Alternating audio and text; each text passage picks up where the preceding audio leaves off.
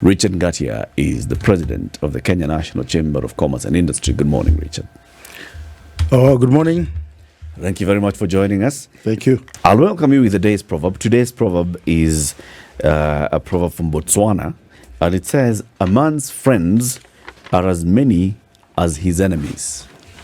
A man's friends are as many as his enemies. This is from Botswana. What's your interpretation of it? A man's friends Are as many are as many as his enemies. as his enemies.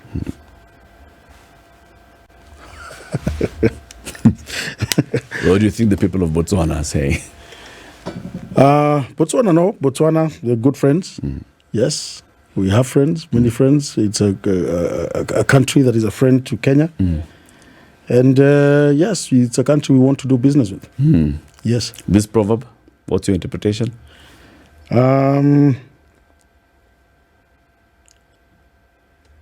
I don't know. I can't. If we take the interpretation of our previous guests this morning, Yes. think of the number of friends that you have. Okay? Yes. Those friends will tell you, some of them will tell you the truth as it is. Yes. Some of them will, mask the truth. Okay? Then you also have people who are enemies. How do you identify enemies? They may also come from the people who are your friends. It's very difficult to identify an enemy. Let me say that.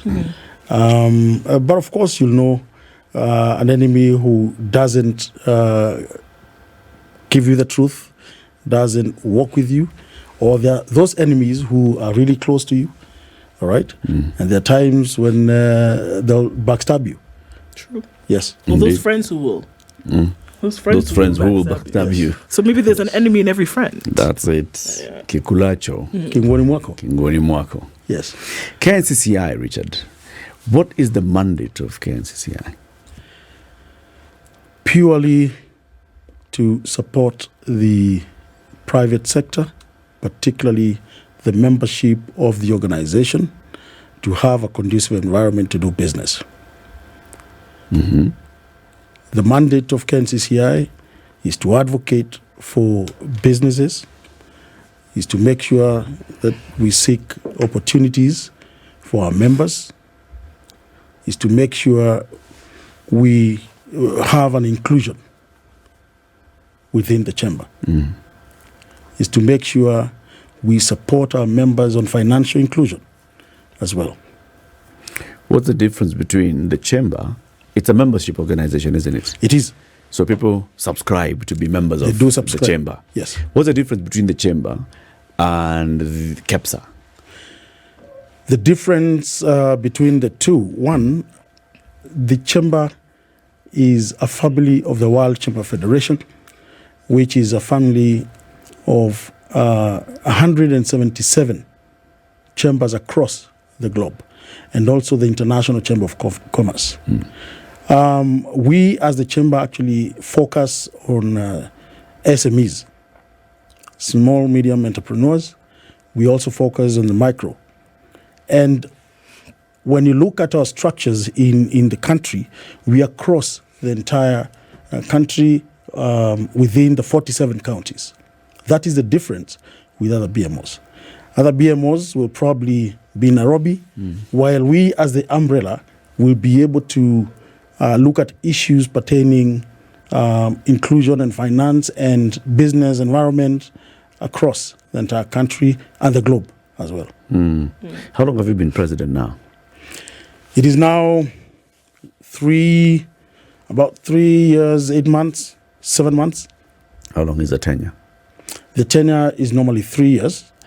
If you remember, during COVID, there was a huge disruption in terms of business, conducting business, and therefore the chamber AGM actually held a meeting during the AGM and gave a provision where they gave about a year just to mitigate the problems that were there and the loss of time. And that is why we have that difference. And so, but now it has come to, the time has come to an end, it's coming to an end on the 8th of June. And since 2019, on the 10th of June, that's when we were appointed and elected. Okay. There's a lot of talk right now. There's a lot of chatter about having the economy boosted. Kenya's economy going through problems here and there, not doing enough to drive the economy, or the things that were done to drive the economy previously have not been working. All of this is flying in the face of inflation, and it is obvious that the call is there to be able to lift Kenya's economy from where it currently is to a place where it's, number one, fast-paced, number two, it's competing with other economies in the world, and then finally, it is in strategic partnerships with other economies in the world to make things happen. How can this actually happen with what we currently see, with the state of things today? How can those three things happen through this forum to guarantee that Kenya has a standing?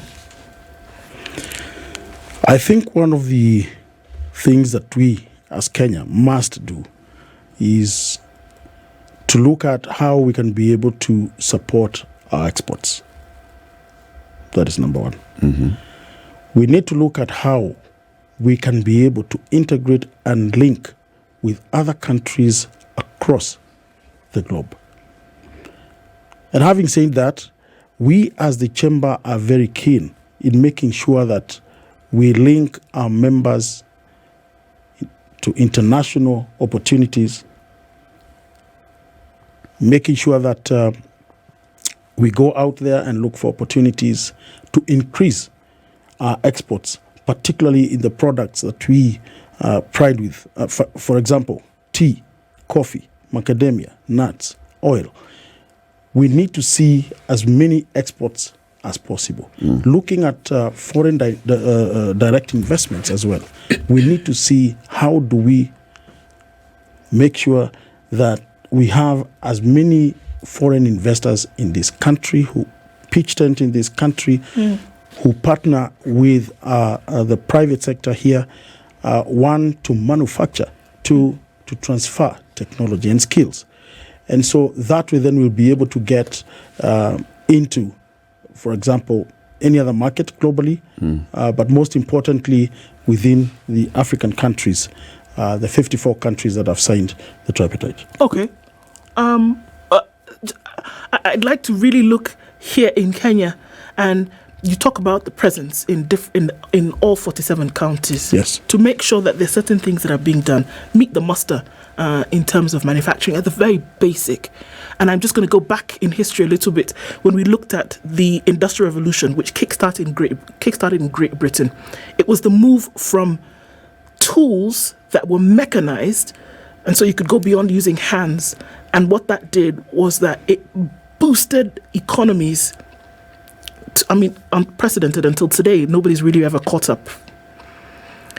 If we are looking at some of those industries in Kenya today, what's being done to secure them? First of all, before we even think about a product that can now compete on a global scale, what's being done to secure some of these industries to guarantee that you have product protection of workers and things like that? I mean, I'll just think molasses in Kisumu. I'll think cashew in Kilifi, where we were a couple of months ago, and we're told those industries have died, they're dead. What's being done to revive some of those? What's being done to ensure that proper manufacturing requirements are being set up and maintained? For me, those seem like prerequisites before you can even start to discuss about being on a global scale. All right. We have seen the interventions by the Ministry of Investments, Trade and Industry.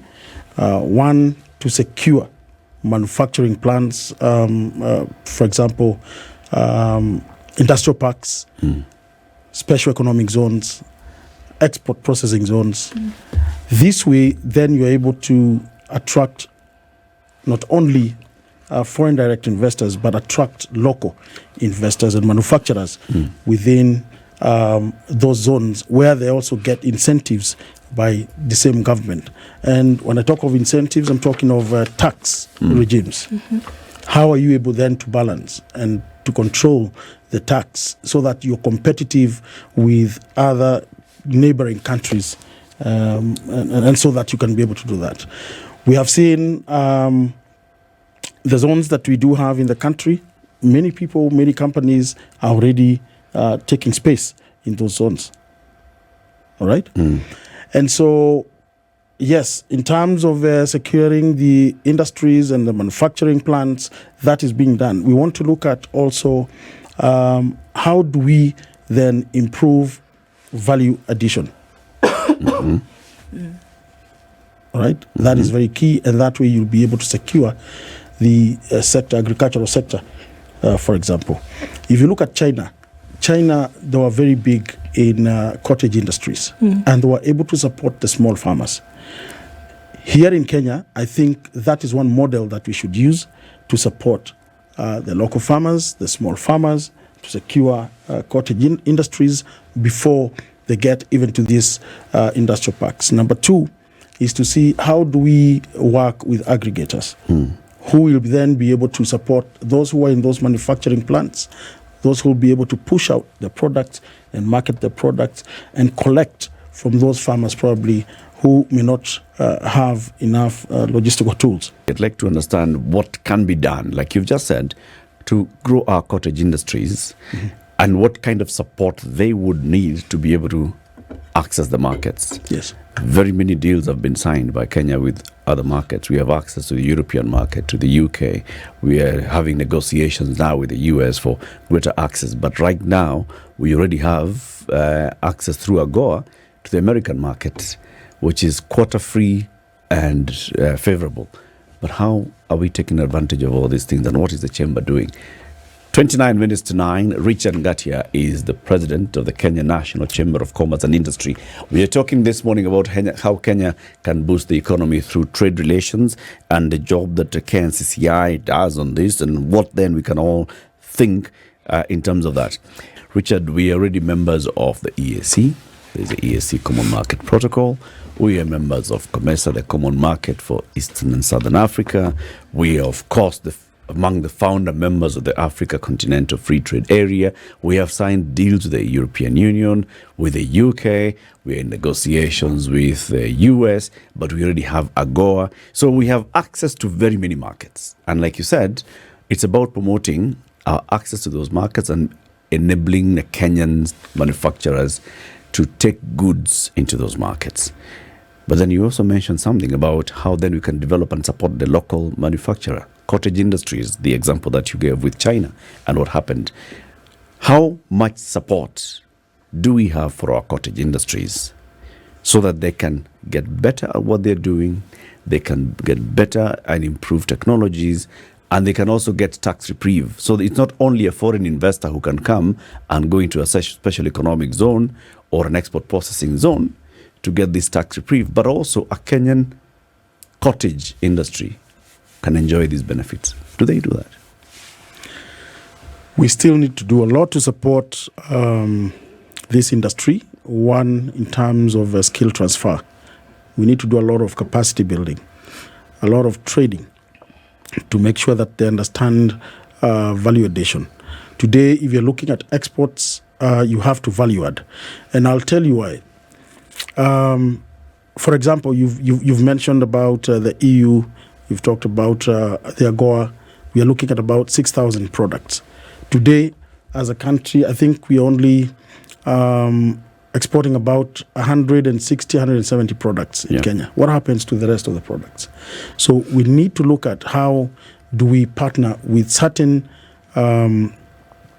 countries on value addition, for example, and capacity buildings. How do we enhance the technology within cottage industries and within the industrial parks or the special economic zones? For example, today we have a delegation from Bogota, and this is after I visited Bogota about 2 months ago, and I met the private sector. They're very keen in working with Kenya. Their coffee is one of the best, I think is the best in the world. And so how can we be able to partner with them in terms of exports? One is to value add our coffee. That way we'll be able to get as much access to the AGOA market. One, because of course, the agreement that is there between both countries, Kenya and the US, there are certain products that are duty-free, tax-free. And so if we are able to partner with Colombia, definitely we are going to be able to get and access this market. We are looking at also tea, we are looking at oil, we are looking at different other products within the agricultural sector. And so value addition is one of the key areas that we need to look at. Also to look at the infrastructure as well, logistical issues in terms of cooling systems. How are we able to support that local farmer or to place their products in a certain warehouse where they can be able to either sell from that warehouse, which is cooled and well protected, or they can be able now to move their products from there to export, to the export market. And by partnering with such countries who have the expertise, it will be easy for them because they will be able to move it to the exit points, airports, and also they'll be able to be assisted in terms of marketing the product out of this country. So that is one area that I feel then they can be supported, of course, and to grow that sector. Can I hold and we stay on AGOA just a little bit more, because I think it does present an opportunity for trade in many African countries, probably that very little else does. The potential capacity that it presents, there are very few other agreements that do that. It was established 23 years ago. Yes. And we are saying that today we are still developing mechanisms, still developing infrastructure that will then allow Kenya and other countries to trade on this platform. Why, is my question, that at this point, this platform that has been created to allow countries then, certain things then be done. So you're releasing of some trade laws, you're loosening on some of those tight requirements between nations to say that let's make it a little bit easier for us to trade amongst ourselves so that everybody's economy then has an opportunity to either compete or at least, be sovereign in and of itself. But it seems we're still developing, and I understand that, you get better as you go along, but I still feel as though we have not gotten to the place where we need to be able to use this platform at its potential. And my question is why? Because I want so much for nations to be able to get to their potential capacity, but something seems to stop us from getting there, and I do not understand what that is. All right. Earlier on this year, the head of state of the Republic of Kenya, Dr. Samoei Ruto, actually led a delegation and he's part of his cabinet to the US. And one of the things were to discuss areas of opportunities within the US and also marketing our country, Kenya. Now, while we were there as a private sector, it was clear that we as Kenya need to be capacity build in terms of meeting standards that are required. The requirements sometimes are quite high that the Kenyan business people will not be able to meet. And therefore, it is important for us to keep having conversations with regulators to see how best we can be able to meet these standards. This Wednesday, I have invited exporters and importers across the country to meet all the regulators, including Kenya Revenue Authority, Kenya Bureau of Standards, and many other regulators in the country, to have a conversation and see how do they mitigate those problems that are there. Sometimes they will say there are certain products that are attracting duties and you're exporting. So they are shy to export those products. There are times some exporters may not have insurance packages. They end up losing their products either on the high seas or once it gets to the end user. So there are certain things that we need to meet, to discuss and see how best we can be able to get and meet the opportunities that are there in those countries. I'm curious, could you give me an example of what some of those things are? When you say that Kenya, for example, not able to meet standards or what the standard requirements of this act to then be able to trade on this. Yes, for example. What's one of those? Yes, for example, let's say avocado. All right? there is a requirement of avocado that you need. How, in terms of the number of months, yes, Yeah. in terms of how The it has been temperatures. packed, all right, and of course how traceability. They want to see Yes. the traceability of that product. Some of these members may not be able to understand, and this is why we keep saying we have to meet with the regulators so that they can make them really understand what, because the European Union or even the American market, they will not reduce the standards. No. For sure. No. It is for us to up the game, and so this is the reason that we need to continuously have these meetings and have these discussions with these institutions so that they can be able to support. What makes it difficult for, let's say, the Kenyan farmer to actually meet this standard? Cost of production is a Okay. big problem. Explain. Cost of production. With the example of avocado, for example. With the example of avocado. Of avocado. Yes. Cost of production means by the time you're growing, there's the fertilizer, there's the tools of working, there is packaging. Yeah. All right. The value. Transport and storage. Yes, and all logistical issues. Cost of that product. By the time you get it out of the country to the end user, you find you're not making any profits. All right? And the losses, again, are huge because you don't have the cooling systems to transport between your farm to the port of exit. Yeah. That is another problem. Yeah. Yes. What can be done to improve on this? Because I hear a lot of these conversations that we keep having, Yeah. and a lot of it focuses more on FDI. And it sounds to me like we have little faith in ourselves, in our own capacity. You gave the example of China. You've just given the example of the visiting delegation from Colombia.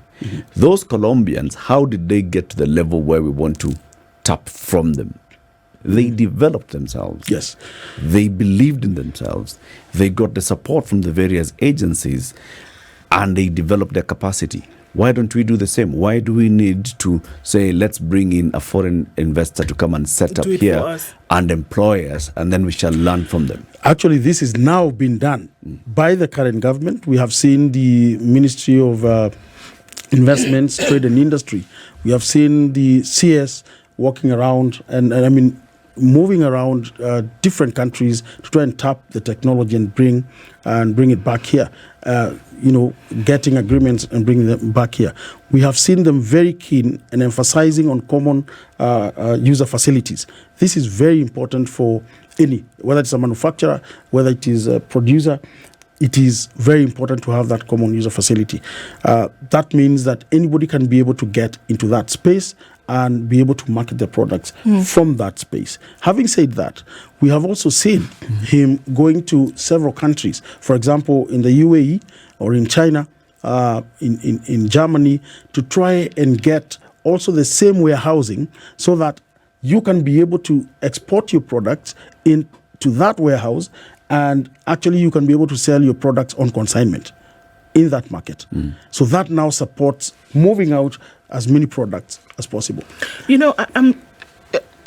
I sometimes get the feeling that it may not necessarily be that the lack of wherewithal supersedes the desire or the decision to just get it done.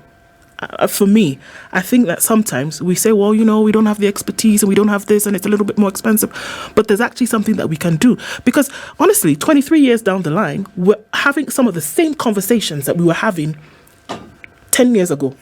These things that we're talking about now, about weakened capacity and lack of infrastructure and the cost of... I'll give you an example of a young lady in Kenya who goes around the country collecting mangoes that did not make it at the grade. Yes. She takes those mangoes and she deskins them and she dries them, she dehydrates them, and she exports dried mango. That's all she does. Doesn't buy a fresh mango for anything. Actually goes and picks them up from where they've been discarded. She's got her own plant and it's a product of Kenya. One individual who's doing that. for me, that gives an example of the possibility of doing these things. And so I sometimes see it as the lack of the decision to get it done is superseding the availability of this infrastructure that we've been complaining about for 23 years. Right, I want to agree with you. And I want to say that in that case, what then is the government doing to support that investor in terms of sustainability? Because she has started an initiative which is quite impressive, but how will she be able to sustain that moving on to the next couple of years? You get? So we need our government, and we really advocate and emphasize that the government must support the private sector in terms of infrastructure, not to compete with the private sector. Let them put the infrastructure for us, for the private sector. That way, then business will be sustainable. Let them look at the tax regime so that it is not unpredictable. The person who is selling the products, as you're saying, she has done her best in terms of value addition. Let them support the value chain, all right? And from there, then the government must come in to say, look, if the problem would be, for example, the predictability of taxes, what are we saying? If today that same person is exporting goods at a tax of, importing any goods at a tax or duty of about 10%. And by the time the goods come in 3 months by sea, and you find that, again, the tariff has changed.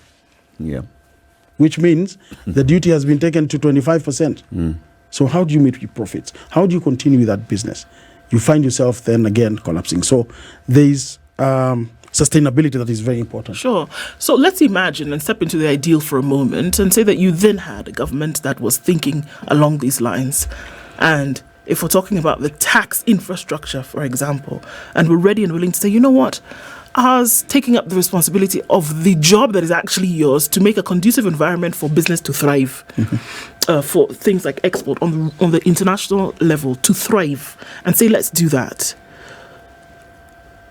And now is ready to do that, touch your head, cross your chest. That actually happens. Are we saying then that these industries, pockets where they would exist, then would be ready to go? Yes. That's the only thing that's then holding them back? Well, it's not the only thing, but you support from one line, support to the next, and then make it inclusive and easy to do business.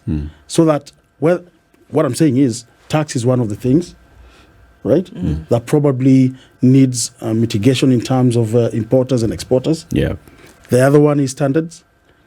There's support of the value chain. There's capacity building in terms of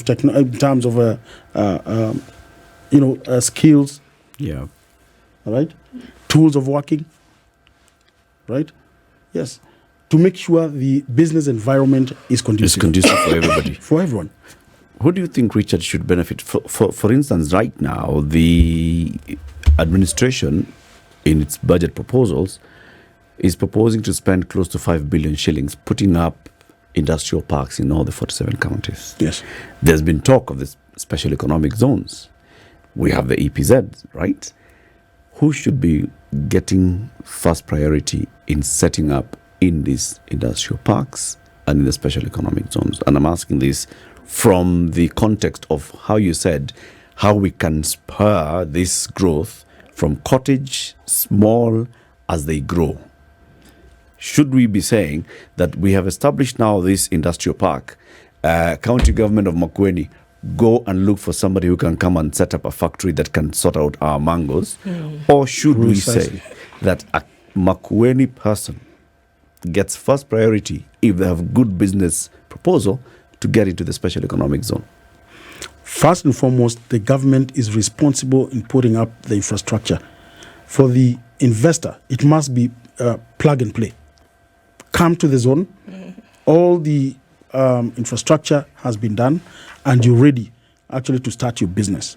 The only thing you need to get is your license to continue with that business. So if you look at across the 47 counties, if we have a special economic zone in every county, and I believe now they're quite many, but they need to be operational, all right? It's a matter of attracting investors. That investor doesn't have to be in Makueni, like you said. Yeah. Look at, for example, the Kenya Meat Commission here, which is within Machakos. They're doing a lot of business. Indeed. I mean, this is Kenya. The other day we went with the leadership of Machakos to DRC, and already they're negotiating moving out beef, canned beef, to DRC Congo. And so we need to see how best can we be able to support and make sure that the economic zone, special economic zone, is ready for the private sector to move in and do their business. And so this will encourage even the local investors here, the business people here, will be able to go to that zone and get all the incentives that are provided for. Whether it is to sell locally, whatever you manufacture or produce, 20%, try and increase that amount from 20% to maybe 30% to be sold locally. The rest now to the region and exports. Still, the same issue of how to support them. There has always been the issue of course, tax and tax rebates, right? Yes. So when a foreign investor is coming into the country, they get a tax holiday. When a Kenyan investor thinks and comes up with the idea, they don't get a tax holiday.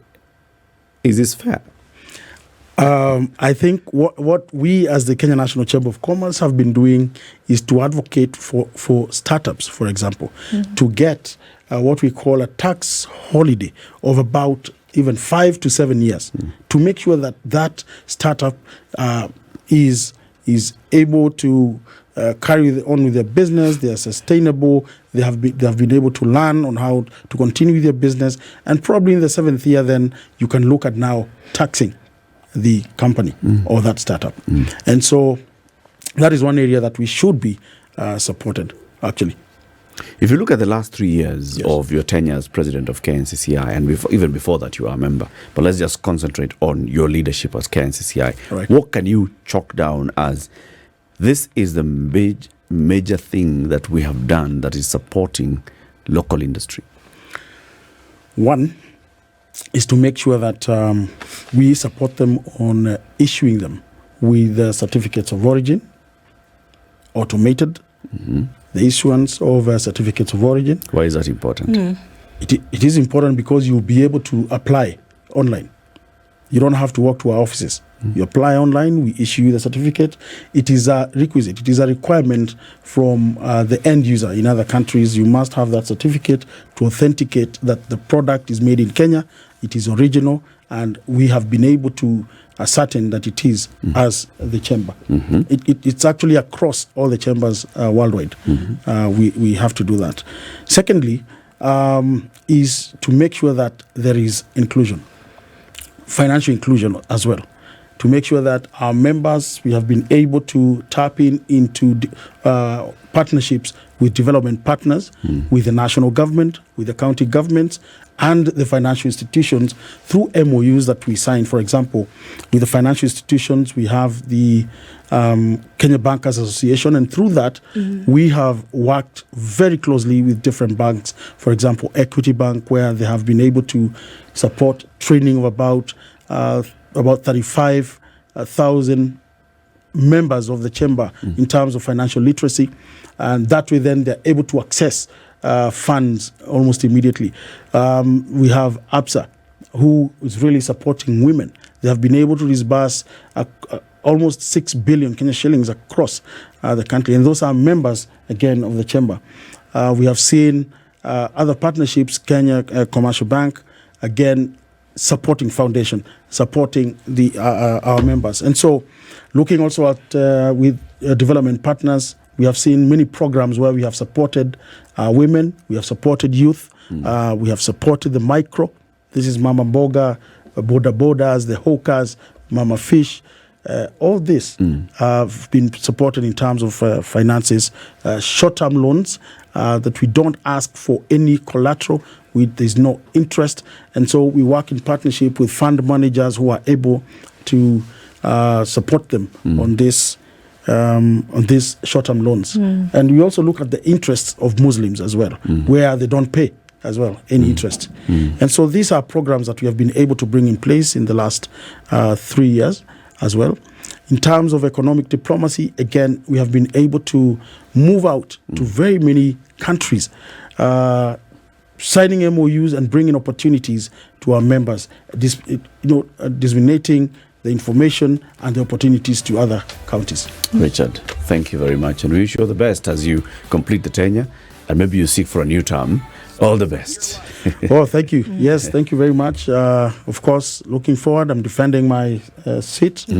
And we have no doubt in my mind, we are moving on very well. But we're still in the office, we're still working. And we hope for the best. Asante. Thank you. Richard Ngatia is the president of the Kenya National Chamber of Commerce and Industry.